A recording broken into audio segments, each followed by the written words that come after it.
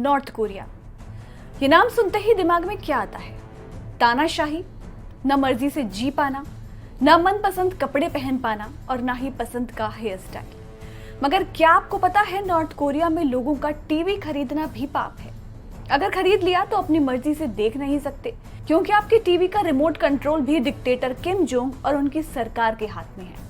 North Korea से बचकर भागे टिमोथी चो ने इस बात का खुलासा किया है कि वहां पर आम जरूरत का सामान खरीदना भी आसान नहीं है। जो एक बार वहां से भागने में नाकाम रहे तो दूसरी बार जैसे तैसे प्रशासन की प्रताड़नाओं से बचकर वहां से भाग निकले। वहां से आने के बाद उन्होंने नॉर्थ कोरिया और वहां की तानाशाह सरकार से जुड़े कई बड़े खुलासे किए। जो ने एक इंटरव्यू में बताया कि वहां आम इंसान को अपनी आम जरूरतों का सामान भी अपनी मर्जी से खरीदने की इजाजत नहीं है। यहाँ तक कि वहां के लोग टीवी खरीदने से भी डरते हैं, क्योंकि अगर नॉर्थ कोरिया में कोई टीवी खरीदता है तो उस पर अपनी मर्जी से कोई चीज नहीं देख सकता। किम जोंग सरकार का एक कर्मचारी घर पर आता है और वो ये सुनिश्चित करता है कि आप किसी और दूसरे देश का कोई प्रोग्राम ना देखें। इसके लिए वो आपको घर से सभी एंटीना निकाल करके जाता है और सिर्फ एक ही एंटीना वहां पर छोड़ता है, जिसमें सिर्फ और सिर्फ तानाशाह किम जोंग और उनका प्रचार और साथ ही उनसे जुड़े प्रोग्राम्स दिखाए जाते हैं। कुछ और देखना तो दूर, इसके अलावा लोग कोई दूसरी चीज सर्च भी नहीं कर सकते हैं। अगर कोई ऐसा नहीं करता है, किम जोंग के अलावा वो कुछ और देखने की कोशिश करता है तो उसे सजा दी जाती है। किम की सरकार उन लोगों को प्रताड़नाएं देती है और साथ ही उनको जेल में भी डाला जा सकता है। यह अपने आप में हैरान कर देने वाली बात है।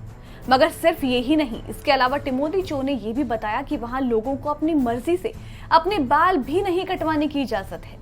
हेयर कट जैसी बेहद आम चीज भी वहां पॉलिटिकल हो गई है।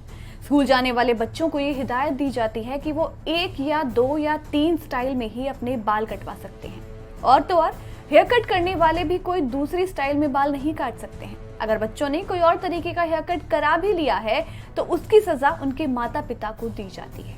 इसके लिए उनको पुलिस स्टेशन जाकर के अपना बयान दर्ज कराना होता है और वहां इनको इतनी छोटी सी चीज के लिए प्रताड़नाएं भी दी जाती है। इसके अलावा चो ने बताया कि नॉर्थ कोरिया के फर्स्ट रूलर किम इल सुंग को एटर्नल लीडर यानी कि शाश्वत नेता के रूप में सम्मानित किया जाता है, यानी कि जो कभी भी नहीं मरते। उनके बेटे किम जोंग इल को सन ऑफ गॉड यानी कि भगवान का बेटा कहा जाता है। हर नेशनल हॉलिडे पर किम फैमिली के स्टैचू पर जाकर के लोगों को वहां पर झुक करके उनको प्रणाम करना होता है।